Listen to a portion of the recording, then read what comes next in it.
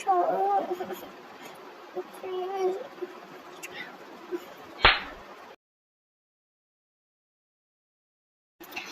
এমন কেন বলুন তো, সবসময় আমার উপরে জোর খাটান?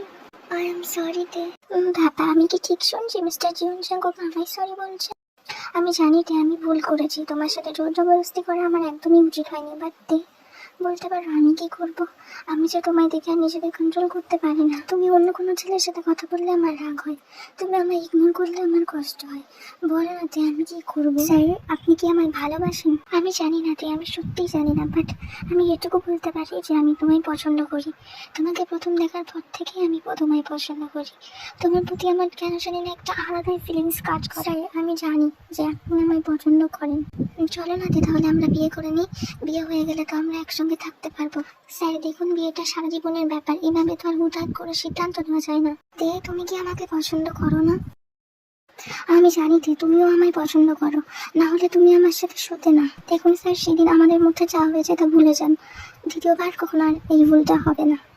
সেটাই তো পারছি না দে। তাহলে আপনি কি চান বলুন? দে, আমি চাই তুমি আমাকে বিয়ে করে সবসময় আমার সাথে থাকো। স্যার বুঝুন একটু, আমরা তো কেউই একে অপরকে ভালোবাসি না, তাহলে আমরা তো একে অপরকে পছন্দ করি। তাহলে তুমি কি চাও না আমাদের রিলেশনশিপ থেকে একটা সুযোগ দিতে? কি হলো বলো দে?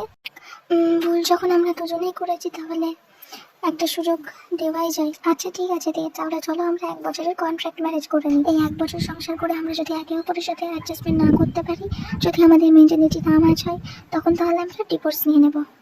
তুমি রাজি তো দে? আমাকে একটু সময় দিন স্যার, আমি আপনাকে ভেবে বলবো। সেই তুমি সময় নাও, বাট উত্তরটা যেন হ্যাঁ হয়। তাই বুঝি? Yes baby doll. কোথায় যাচ্ছ? সব কথাই তো হয়ে গেল, এবার তো ছাড়ুন আমায়, আমার কাজ আছে। বেবি ডল, কাজ পরেও হবে, আগে তোমায় আমাকে 2 দিন ইগনোর করার শাস্তিটা তো দিইনি।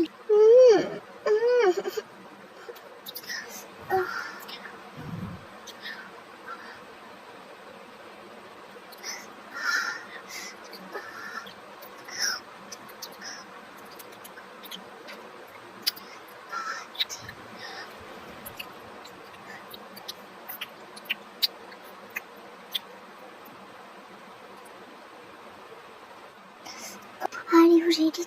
Yes.